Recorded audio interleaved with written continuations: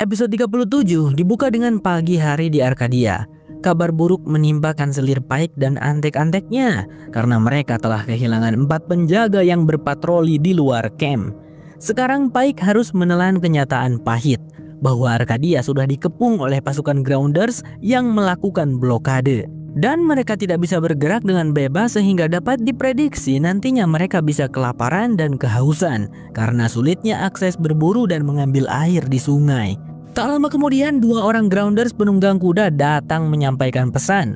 Jika kaum Sky People ingin selamat, maka mereka harus menyerahkan Pike kepada Grounders.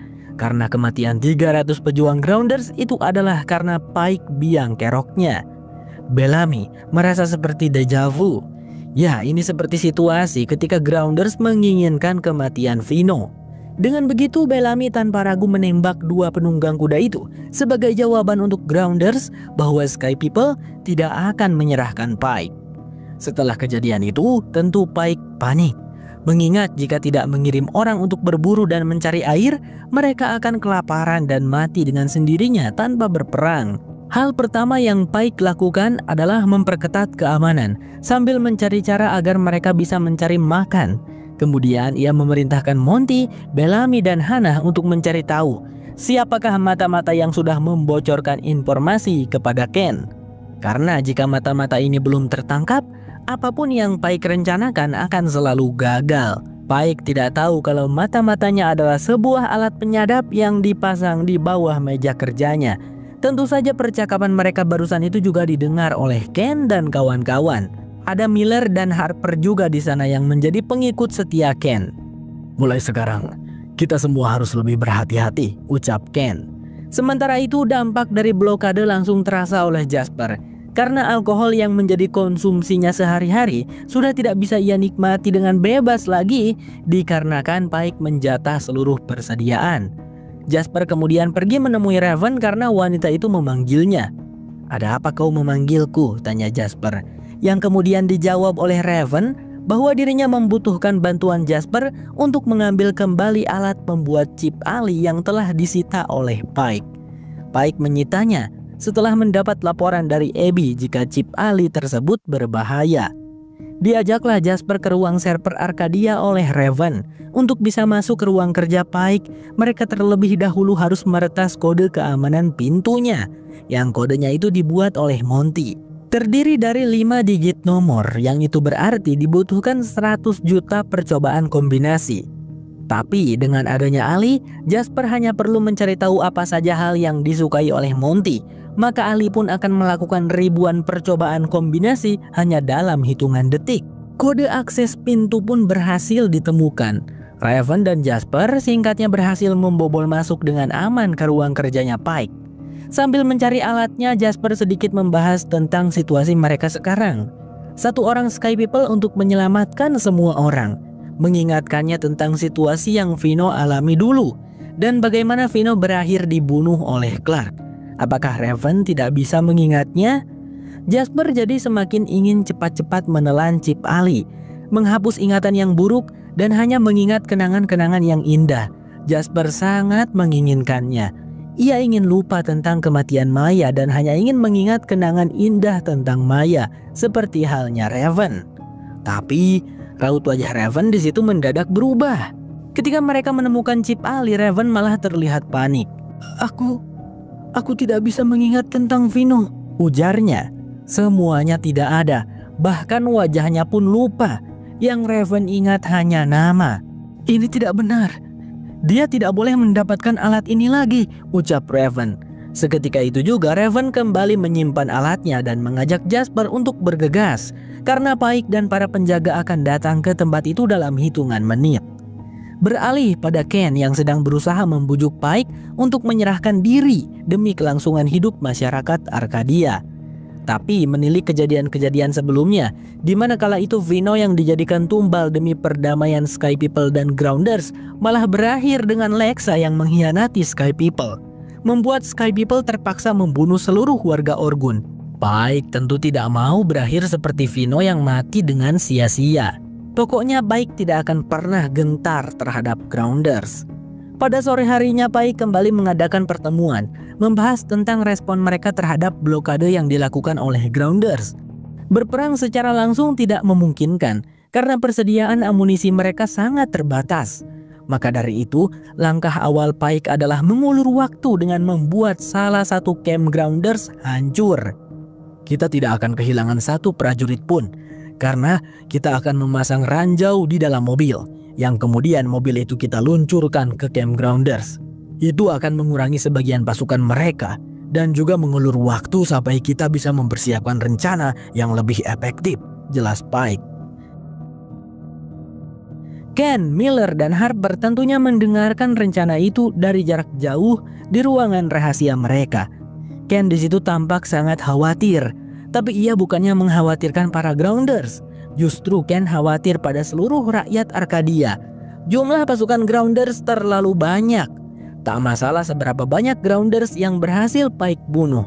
Berkali-kali lipat dari jumlah itu akan datang ke Arkadia, membantai semua orang di sini. Maka dari itu Ken tidak boleh membiarkan rencana Pike berhasil. Namun masalahnya adalah Ken dan kawan-kawan tidak sadar bahwa Pike, Bellamy, dan antek-anteknya barusan hanyalah melakukan sandiwara.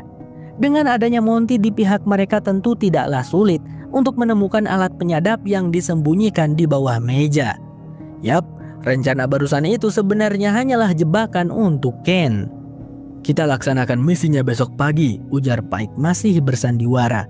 Beberapa saat kemudian, Ken menemui Bellamy untuk menyuruhnya secara diam-diam menyabotase mobil militer Pike agar terjadi kerusakan saat digunakan. Tapi dari kejauhan, Monty memata-matai. Ia segera melapor kepada Bellamy, sehingga di saat Sinclair sedang melancarkan aksinya, dia pun ketahuan oleh Bellamy dan berakhir tertangkap. Sinclair, what are you up to? Bellamy's heading. Well, Noid's acting up, so I thought I'd swap it out. Go.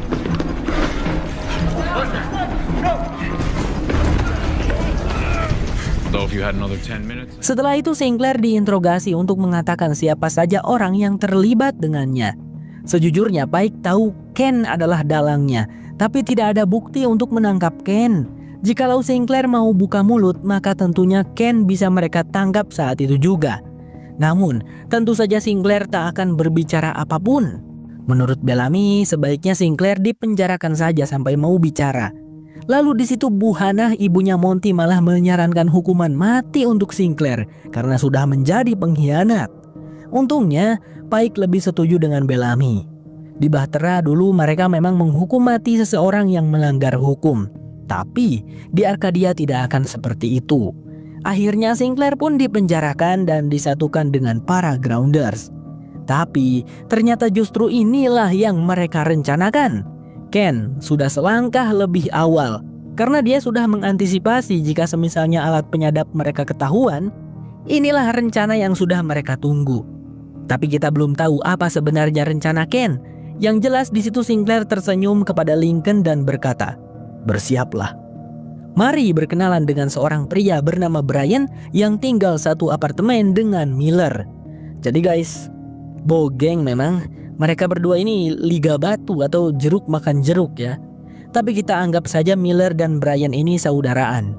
Ketika Miller akan bekerja sebagai penjaga shift malam, diam-diam Brian menaruh alat penyadap di jaketnya Miller.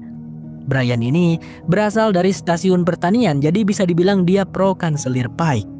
Bellamy dan Monty yang menyuruh Brian karena mereka curiga terhadap Miller. Singkat cerita, terlihat Pike datang menemui Ken untuk berbicara empat mata. Ken memintanya untuk datang karena katanya dia ingin bernegosiasi dengan Pike. Sementara itu, Bellamy juga mendatangi Sinclair di penjara karena katanya Sinclair menyerah dan akan memberitahukan semuanya kepada Bellamy dengan syarat dirinya dibebaskan dari hukuman penjara. Di situ, Lincoln tentu saja tidak bisa membiarkan Sinclair membocorkan informasi soal Ken. Jadi, dia dengan nekat menarik Sinclair ke belakang, kemudian menghajarnya. Bellamy tentu langsung membukakan pintu penjara, berniat menolong Sinclair. Akan tetapi ternyata itu adalah jebakan. Seketika itu juga, Lincoln dan Sinclair bersama para Grounders menyerang para penjaga di penjara. Sayangnya, salah satu penjaga berhasil menekan alarm darurat. Pike yang mengetahui itu lantas memerintahkan semua penjaga untuk meluncur ke penjara mengamankan situasi. Aduh, ada-ada saja ini. Aku tahu kau pasti pelakunya, Ken. Kembali ke obrolan kita sebelumnya. Jadi apa benar kau akan menyerah, Ken? Tanya Pike melanjutkan negosiasi mereka. Tapi tiba-tiba Ken di situ menyerang Pike menggunakan stun baton, kemudian membuat pria botak itu pingsan.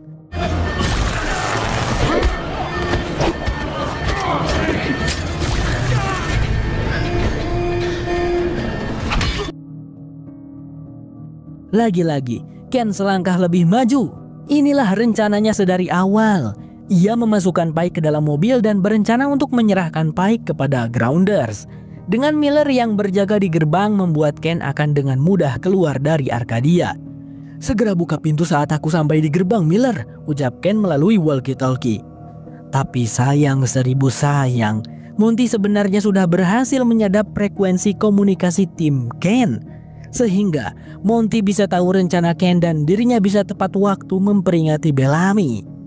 Bellamy pun menghadang di depan pintu gerbang agar Ken tidak bisa melanjutkan rencananya. Di situ Ken bisa saja menabrak Bellamy agar rencananya sukses. Namun tentu saja seorang Ken tidak akan melakukannya, membunuh seorang Bellamy. Dan ia lebih memilih untuk menyerahkan diri. Aduh, camplang ya pemirsa. Ken lalu dibawa ke ruang persidangan Arkadia. Sebagai kanselir, Pike di situ tanpa diduga memberikan vonis hukuman mati atas pengkhianatan berat yang telah dilakukan oleh Ken. Bellamy yang paling terkejut mendengarnya, matanya sampai berkaca-kaca. Ketika Ken dibawa para penjaga untuk ditahan sementara, Bellamy pun mengungkapkan keberatannya atas hukuman yang akan Pike berikan kepada Ken. Menurut Bellamy, mereka tidak seharusnya membunuh kaum mereka sendiri.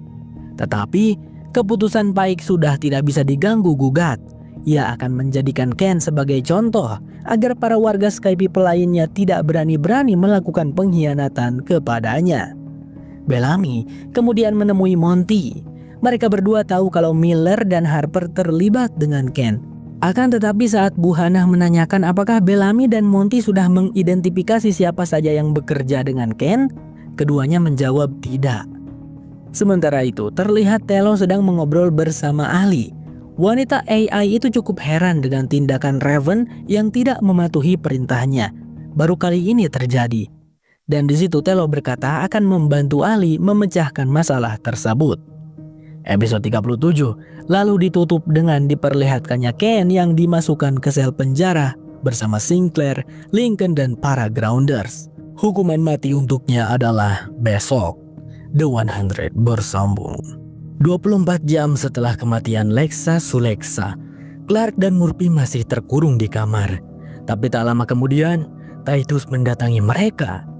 Dia meskipun sudah mengaku telah membunuh Lexa, namun Titus tidak mendapatkan hukuman apapun. Dia kebal terhadap hukum karena Titus merupakan satu-satunya Flamekeeper atau penjaga chip Ali 2.0. Di antara para Grounders, hanya Flamekeeper lah yang bisa melakukan ritual penanaman flame pada Heda berikutnya. Kedatangan Titus ke situ adalah untuk membantu Clark dan Murphy pergi dengan selamat dari kota polis. Akan tetapi, Clark malah mau menemui Aden terlebih dahulu karena Aden adalah Nightblood yang diinginkan Lexa untuk menjadi Heda berikutnya. Bertemulah Clark dengan Aden dan anak-anak Nightblood lainnya. Alasan Clark menemuinya adalah untuk memastikan Aden akan menepati janjinya pada Lexa untuk menjaga perdamaian dan koalisi dengan kaum Sky People. Ya, tentu saja Kak. Bahkan kami semua sudah bersumpah pada Lexa untuk janji itu, ucap Aden. Jadi guys, di sini agak dark sebenarnya. Meskipun Lexa mendukung Aden untuk menjadi Heda berikutnya, tetap saja Aden dan anak-anak Nightblood harus melakukan ritual pemilihan yang disebut Conclave. Di mana Conclave ini mengharuskan mereka semua untuk bertarung satu sama lain sampai mati, hingga hanya menyisakan satu Nightblood yang kemudian akan diangkat menjadi Heda. Lalu masalah semakin runyam ketika Raja Rohan dan Ontari datang ke ruangan itu. Karena Ontari juga memiliki darah Nightblood, jadi dirinya juga akan ikut serta dalam ritual Conclave memperebutkan gelar Heda. Di situ Ontari terlihat sangat dendam kepada Clark yang menurutnya Clark adalah penyebab Ratunia mati. Untungnya Titus dan Raja Rohan menghentikan Ontari. Setelah aku menjadi Heda, Raja Rohan pun akan tunduk padaku dan aku akan membantai semua orang Sky People, ucap Ontari. Waduh, tapi jangan terlalu khawatir lah guys. Meskipun si Aden masih kecil, waktu latihan itu ia hampir bisa mengimbangi kemampuan bertarung Lexa. Semoga saja si Aden menang. Beberapa saat kemudian, Clark mencoba melakukan protes pada Titus di ruangannya. Kenapa malah mengizinkan Ontari untuk ikut serta dalam konklave? Menurut dirinya, pertarungan itu tidak akan adil karena Aden dan teman-temannya masih anak-anak, sedangkan Ontari sudah dewasa. Akan tetapi, Titus menjelaskan siapapun yang memiliki darah Nightblood memiliki hak untuk ikut serta dalam konklave dan menjadi seorang Heda. Meskipun di situ sesungguhnya Titus sangat menyayangkan akan kematian Lexa. Aku sudah mengabdi pada 4 Heda berbeda selama hidupku.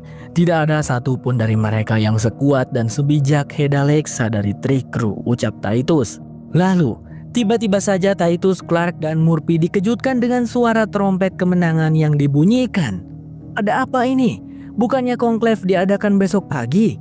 Ternyata si kunyuk Ontari baru saja mendeklarasikan kemenangannya. Ia dengan liciknya membunuh Aden dan para Nightblood lainnya ketika mereka tertidur, sehingga hanya menyisakan 1 orang Nightblood saja sekarang, yaitu dirinya. Ini sama seperti Titus yang tidak mendapat hukuman apapun karena dirinya lah satu-satunya Flamekeeper. Jadi Ontari pun tidak akan mendapatkan hukuman apapun karena dialah satu-satunya Nightblood yang tersisa. Clark ingin memprotesnya, tapi segera dilarang oleh Rohan. Hentikan itu. Dia sudah menjadi Heda dan kau akan dipenggal juga jika dia melihatmu di sini. Rohan pun pergi mengantarkan Clark dan Murphy hingga sampai ke pintu terowongan yang bisa membawa Clark dan Murphy keluar dari kota polis dengan aman. Aku menolongmu karena aku berhutang nyawa pada Lexa. Sekarang sudah impas. Jika kita bertemu lagi, kau adalah musuhku. Selamat tinggal Clark, ucap Rohan sembari pergi. Akan tetapi Clark tidak bisa pergi begitu saja. Ia ingin menyelamatkan Flame agar tidak jatuh ke tangan yang salah, yaitu Ontari. Apalagi ingatan Lexa ada di dalam Flame. Mengetahui hal itu, Murphy memilih untuk ikut saja. Ia juga tidak bisa meninggalkan Clark. Singkat cerita, mereka berdua diam-diam pergi ke ruangan Flamekeeper Titus. Di sana, Clark segera mengambil kotak penyimpanan Flame untuk ia bawa. Tapi Titus rupanya belum tidur dan memergoki Clark. Tentu saja Titus tidak bisa membiarkan Clark membawa Flame tersebut. Ia menjelaskan bahwa Flame hanya bisa diterima oleh tubuh Nightblood. Selain Nightblood, siapapun akan mati saat tubuhnya ditanamkan Flame. Tiba-tiba Clark di situ teringat Lexa pernah bercerita dahulu saat dirinya mengikuti ritual Conclave. Seharusnya Lexa melawan 8 Nightblood lainnya. Tapi Lexa hanya melawan 7. Kemana yang satunya lagi? Dia adalah Luna. Luna adalah seorang pengecut yang kabur dan tidak punya nyali untuk mengikuti ritual Conclave. Aku seharusnya mengejar dan membunuhnya, tapi Lexa melarangku, jelas Titus. Tapi poin pentingnya adalah Titus menjadi sadar bahwa Ontari bukanlah satu-satunya Nightblood yang tersisa. Lagi pula, lebih pengecut mana Luna yang pergi melarikan diri atau Ontari yang membunuh para saingannya saat mereka tertidur? Yap, Luna lebih baik daripada Ontari. Tapi tunggu dulu, Clark harus bersembunyi karena Ontari datang ke ruangan itu. Katanya ingin segera mendapatkan Flame. Untungnya, Titus bisa mengulur waktu dengan menyuruhnya untuk melakukan ritual penyucian terlebih dahulu. Titus memerintahkan Murphy yang mengantar Ontari ke ruangan Heda. Dan nanti akan ada para pelayan yang mempersiapkan air suci untuk Ontari mandi. Seperginya Ontari dan Murphy, Titus langsung saja mengangkat Clark menjadi Flamekeeper. Ia memberi Clark misi untuk mencari keberadaan Luna, lalu memberikannya Flame tersebut. Soal Murphy, aku yang akan membantunya kabur nanti, ucap Titus, sembari memperlihatkan persenjataan untuk bekal Clark di perjalanan. Tapi gimana tutorial cara memasukkan Flame ke tengkuknya Luna? Tanya Clark. Titus menjawab bantuan lengkapnya ada di dalam buku yang ia berikan pada Clark. Sementara itu, Ontari sedang ritual mandi suci ditemani oleh Murphy dari kejauhan. Tapi tak lama dari itu mereka kedatangan Rohan yang membawa Titus. Heda Ontari, Titus sudah menghilangkan Flame dan memberikannya pada Clark, ucap Rowan. Ontari terlihat sangat murka dan Rowan berniat membunuh Titus. Tapi di situ Murphy berkata, "Hei, bukankah kalian tidak boleh membunuhnya? Dia satu-satunya Flamekeeper bukan?" ujar Murphy. Ontari dan Rowan tersadar akan hal itu dan mengurungkan niat membunuh Titus. Namun secara tak terduga, Titus bunuh Dirman dengan cara menggorok lehernya sendiri menggunakan pisau milik Rowan yang menempel di lehernya. "Untuk Lexa," ucap Titus di penghujung ajalnya. "Halah, bodoh amatlah dengan Flame. Umumkan saja sekarang kebangkitanku sebagai Heda. Toh tidak ada yang tahu kalau aku tidak punya Flame," ujar Ontari. Murphy sudah dipastikan akan tutup mulut karena dia tentunya tidak mau mati dengan konyol. Sementara itu di Arkadia, Pike mendatangi penjara, lalu mengumumkan bahwa Sinclair dan Lincoln juga akan dihukum mati sama seperti Ken. Karena mereka bertigalah dalang dari percobaan kudeta di episode sebelumnya. Bellamy dan Monty awalnya sangat pro pada Pike, tapi sekarang setelah Pike mulai bertindak berlebihan dengan akan membunuh kaumnya sendiri, membuat Bellamy dan Monty akhirnya membelot. Mereka berdua mendatangi Miller dan Harper di ruangan rahasia mereka. Sebelum itu Bellamy mengamankan dulu alat penyadap yang tersembunyi dalam baju seragam Miller, membuat Miller bertanya-tanya siapa yang sudah menaruhnya di sana. "Saat ini itu tidak penting, Miller. Aku tahu kalian berdua pasti punya rencana untuk menyelamatkan Ken, Sinclair, dan Lincoln. Aku dan Monty akan ikut dengan rencana kalian. Kami tidak bisa membiarkan jika itu menyangkut nyawa kaum kita," jelas Bellamy. Namun meskipun begitu, Miller dan Harper tidak mau memberitahu apa-apa. Mereka berdua berpura-pura tidak tahu. Tentu saja Miller dan Harper tidak percaya. Gimana kalau Bellamy hanya mencoba menjebak untuk mengetahui rencana mereka? Di sisi lain, Ken diberikan kesempatan berbicara dengan Abby untuk terakhir kalinya. Abby terlihat sangat sedih dan menangis karena sejujurnya Abby sudah menaruh hati kepada Ken. Ken pun memberi kata-kata terakhir, meminta Abby untuk selalu baik-baik saja. Scene kembali pada Bellamy yang meminta Octavia untuk bertemu dengannya di Camp The 100. Lagi-lagi, Bellamy menawarkan bantuan pada Octavia agar dirinya bisa membantu dalam rencana menyelamatkan Lincoln, Ken, dan Sinclair. Tapi, Octavia juga tidak percaya pada Bellamy. Alih-alih mengajaknya, justru Octavia malah membius Bellamy sampai pingsan. Bang Sam mengerti sih guys, bagaimana bisa tim Ken percaya pada Bellamy karena bahkan rencana-rencana mereka hampir semuanya gagal akibat Bellamy dan Monty. Pike pasti sudah kalah sejak lama kalau bukan karena bantuan Bellamy dan Monty. Singkatnya, Bellamy telah berada di tempat persembunyian Octavia dan Indra. Mereka akan menahan Bellamy di tempat itu agar Bellamy tidak bisa menghalangi lagi rencana mereka. "Kali ini aku akan membantu kalian. Kumohon aku bisa membantu, oh," Bellamy memohon.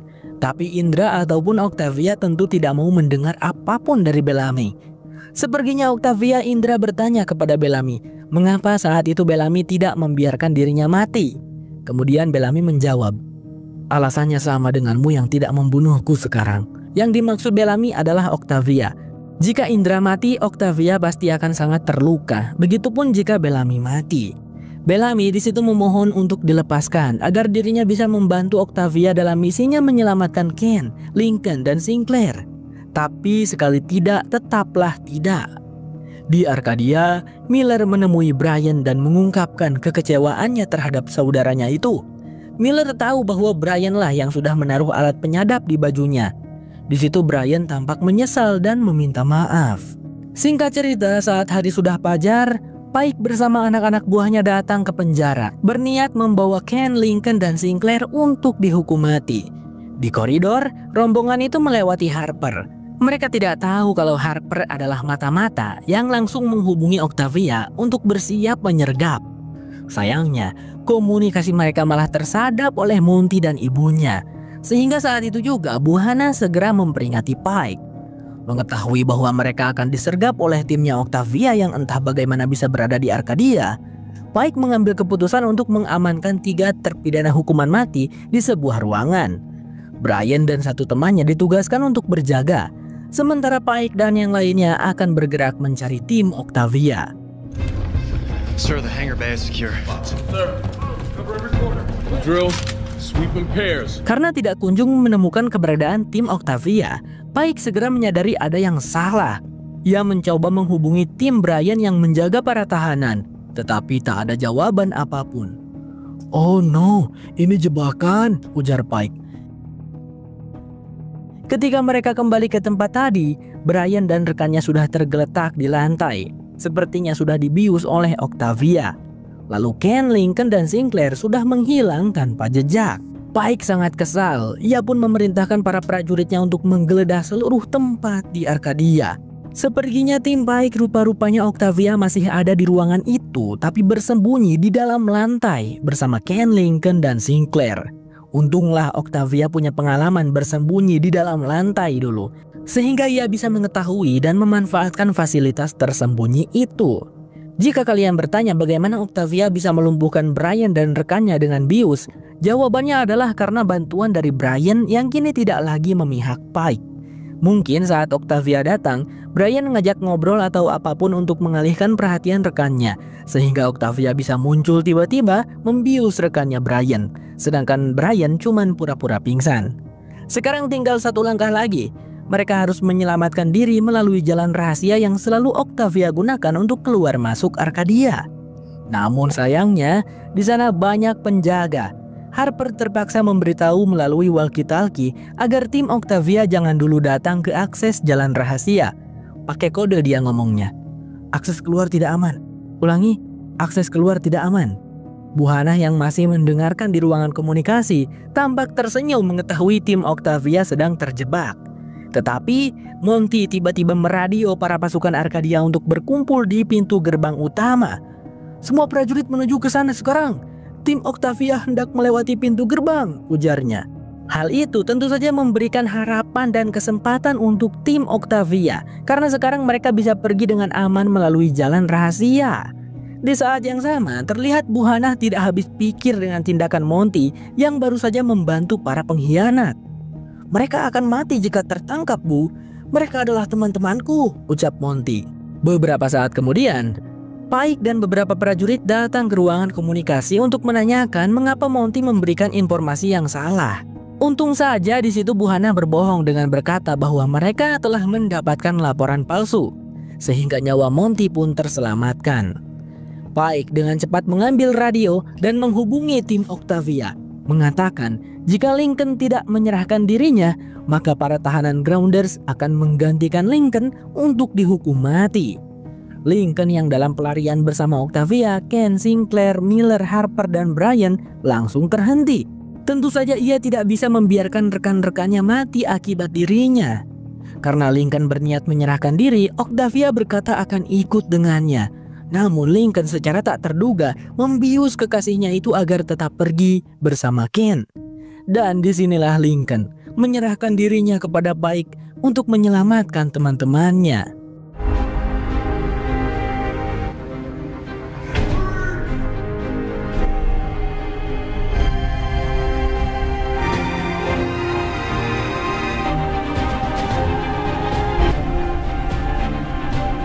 Kabar mengenai kematian Hedda Lexa dan juga tentang kebangkitan Hedda Ontari akhirnya sampai pada Indra. Dia nampak tak percaya Lexa telah tiada. Dengan itu blokade yang dilakukan kaum Grounders pun dihentikan dulu, karena mereka semua diperintahkan untuk kembali, termasuk Indra.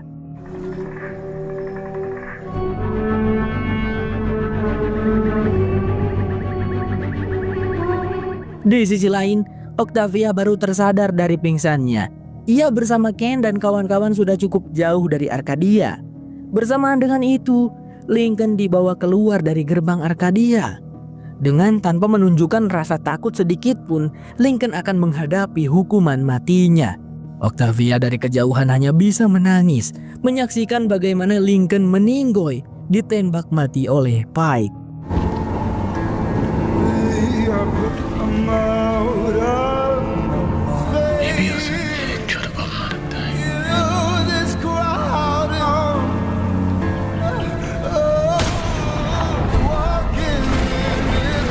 Setelah tangisan terbitlah amarah dan dendam. Octavia pastinya tentu akan melakukan sesuatu untuk membalas kematian sang kekasih. The 100 bersambung.